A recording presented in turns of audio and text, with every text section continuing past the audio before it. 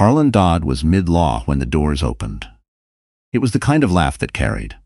All bass and confidence, designed to fill a room and remind everyone in it who the room belonged to. He stood near the center of the Meridian Club's main hall with a glass of rosé champagne in one hand and Kendall Price tucked against his side, and the night had the particular glow of things going exactly according to plan. 200 people. Crystal fixtures. A string quartet tasteful enough to be forgotten. Every investor, journalist, and city council contact he'd spent 6 years cultivating, all gathered to celebrate the public launch of Pinnacle, the project management platform that had made Harlan Dodd one of Chicago's most talked-about tech founders. He felt good. He felt, in fact, untouchable. Then the room changed in that subtle cellular way that happens when someone truly important enters a space. A small turning of heads, a murmur moving through the crowd like a current, and Harlan followed the drift of attention toward the ballroom doors. Josephine Cassidy stood at the entrance in a deep green maternity dress. Her shoulders were back. Her dark eyes moved across the room with a steadiness that had no business existing on the face of a woman 8 months pregnant, who had every reason in the world to look broken. Harlan's first instinct was confusion. His second was something closer to dread. Because standing beside her, with his hand resting at the small of her back, with the quiet authority of a man who does not make casual gestures, was Callum Rains. Callum Rains of Rains Capital Group, the man whose fund managed $9 billion, who had declined Pinnacle's Series B in a meeting that had ended with Harlan driving home in silence and then calling his therapist. The man who appeared twice a year on financial panels and whose presence alone could reliably move markets. That man was looking at Joe the way you look at something you've decided is worth protecting. Joe found Harlan across the ballroom. She didn't smile. She didn't flinch. She just looked at him with those quiet, clear eyes, and something in that gaze, the total absence of fear, made the champagne glass slip from Harlan's fingers. A server caught it just before impact. Kendall said something beside him. He couldn't hear a word of it. Joe had already looked away.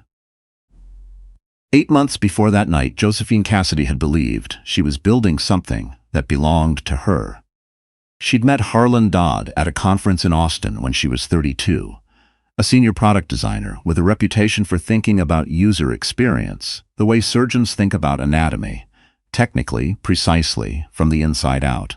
She had spent a decade building that reputation, moving from a junior role at a small digital agency to a senior position at Marchetti & Co., where she led design teams on contracts that paid her more than she'd once thought she'd ever earn. She was good at her job, which was not a small thing, and she knew it, which was even less small.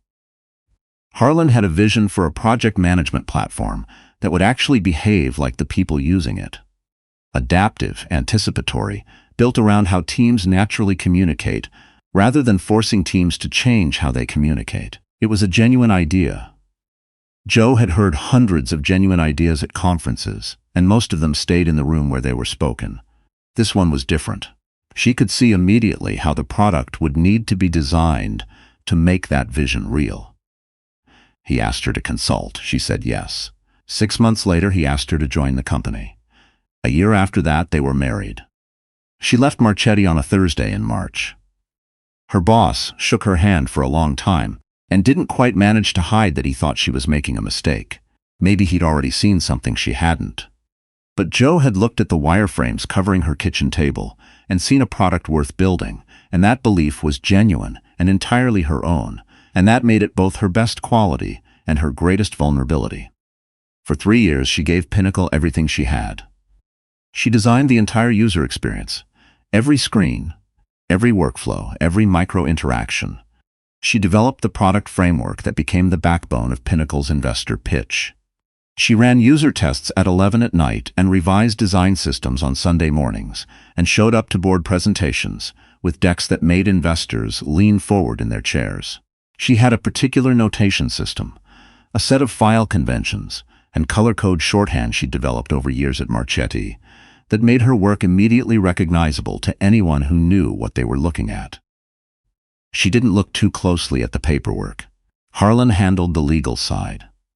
"You know how stressed out you get when you try to parse contract language," he'd say, sliding another set of documents across the table. Let me deal with this part, babe. She signed where he pointed and trusted him the way you trust someone you're building a life with. She was focused on the product. The NDAs, she would eventually learn, had been drafted to strip her of any claim to the work she'd created while employed by the company. The IP assignment agreements went further. It had not been accidental. It had been, she would eventually understand, the plan from the beginning. By the time Pinnacle Series A closed at $12 million, Harlan had started becoming someone else. Not all at once. Ice doesn't melt all at once. He traveled more, wore different clothes, moved through rooms differently. He started leaving earlier and coming home later, and the cologne that arrived with him was not one she'd chosen. Then he hired Kendall Price as head of brand and marketing, and Joe understood within 2 weeks of watching them interact in meetings that she had been wrong to tell herself. This was just a hard season. She waited. She gathered the specific evidence of her own life collapsing the way you gather kindling when you know a fire is coming. She came home one evening with a sonogram photo tucked into her coat pocket. She'd been working up the nerve to tell Harlan for 3 days, waiting for the right moment, which was the kind of magical thinking that happens when you love someone and are not yet ready to accept what they've become. Harlan was home, so was Kendall. They were standing in the kitchen. Kendall had a glass of Joe's wine. Harlan looked at Joe the way you look at a problem you'd hoped would resolve itself. Joe. He used the measured, careful voice he saved for board meetings, the one engineered to sound reasonable while closing a door. I was going to call you tonight. I think we both know this hasn't been working for a long time. I'm pregnant, Joe said. The kitchen went very quiet. She watched him calculate. She could actually see it happening. The rapid internal assessment of what this meant for his timeline, his image, his Series B narrative. What came out the other side of that calculation was, Joe, I need you to critical stage. A baby right now. I can't factor that in. We're married, she said. We'll sort the legal side, he told her, like she was a vendor relationship being wound down. He always said that. Sort the legal side. Leave it to me. She went to her friend Marcia's apartment that night. Within 72 hours, her key no longer worked in the lock. The joint bank account had been restructured. A letter from Harlan's attorney arrived at Marcia's address before Harlan himself made contact, which told her everything about how long he had been planning this and how little she had been paying attention. Josephine Cassidy, who had designed the product making Harlan Dodd a very wealthy man, went looking for somewhere she could afford to live on her own. The apartment she found in Pilsen was 1 room, a bathroom and a kitchen the size of a generous closet. The radiator knocked all night. The couple upstairs had recurring arguments. She bought a second-hand mattress and learned the rhythms of the building the way you learn a place you haven't chosen, by necessity, by sheer repetition, by deciding every morning to get up again. The freelance work came in slowly. Former colleagues who once responded within hours now took days, then weeks, then stopped responding at all. She understood eventually what was happening. Pinnacle had a PR firm, and the PR firm had been quietly managing a narrative about an unstable divorce and an ex-wife who struggled with the demands of startup life. Nobody said it to her face. They just made themselves unavailable, one by one. She ate a lot of soup. She took the bus because the stairs hurt. She sat in the prenatal clinic waiting room among women who had partners beside them and told herself that being alone in a waiting room was not the same as being alone in the world. Most days she believed it. On the days she didn't, she gave herself 5 minutes in the bathroom to be afraid, then washed her face and went back out. She was 8 weeks from her due date, sitting on her apartment floor with her laptop, sorting through old design files, partly for portfolio work, partly because organizing them felt like holding on to something solid, when her phone rang from an unknown number. She almost let it go to voicemail. She answered it instead. Mistress Cassidy, a man's voice, controlled, unhurried, the kind built for rooms with good acoustics. My name is Callum Rains. I think it's important that we speak. She sat up without meaning to. She knew the name. Everyone in Chicago's tech and investment world knew it. She also knew he had declined Pinnacle's Series B, and that Harlan had never quite forgiven him for it. I know who you are, she said carefully. What could you possibly need from me? I've been reviewing early Pinnacle documentation, he said. Documentation that I believe was created by you, before you signed any employment agreement with the company. She tightened her hand around the phone. Go on, she said. They met the next morning at a coffee shop on Michigan Avenue. She had expected an assistant, a lawyer, someone to maintain appropriate distance. Instead, Callum Raines was already there when she arrived. Sitting at a corner table, coat folded over the empty chair beside him, a folder waiting on the table like he'd had it ready for some time. He slid it toward her before she'd fully sat down. Inside were her own wireframes, her product architecture documents, her early UX frameworks, all of them timestamped from her personal server logs, all of them predating Pinnacle's IP filings by 18 months. Her notation was all over them. That particular color coding, that shorthand she'd developed at Marchetti and carried everywhere, that nobody else in Pinnacle's design team had ever used because it was hers. Seeing her own handwriting on documents that had been treated as belonging to someone else produced something that wasn't quite anger yet. It was more foundational than anger. It was the specific shock of proof. How did you get these? She asked.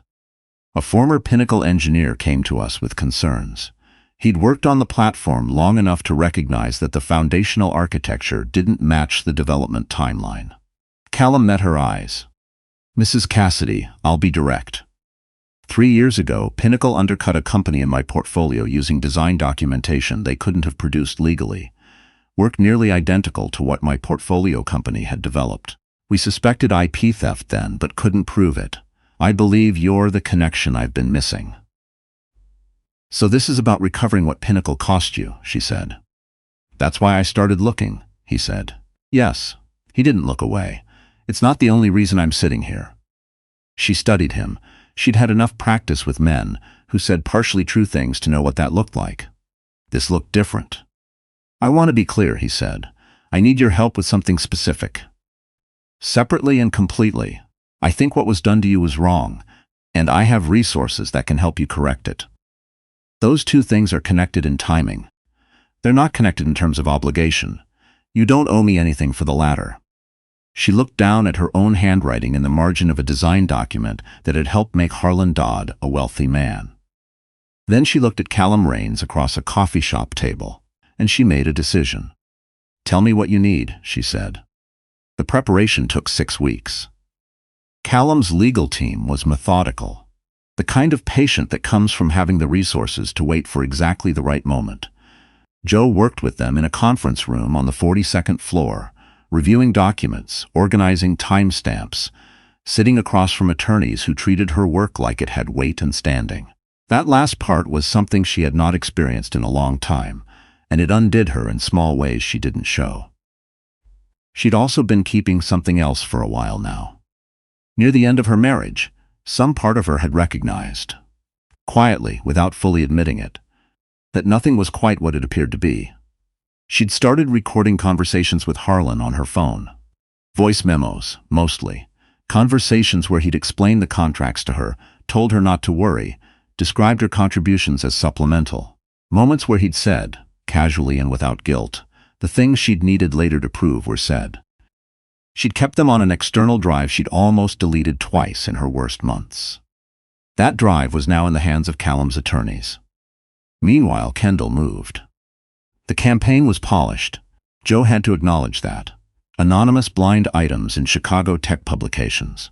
A photo of her outside her Obgyn's office, face tired and winter pale, paired with a caption that implied fragility and manufactured grievance.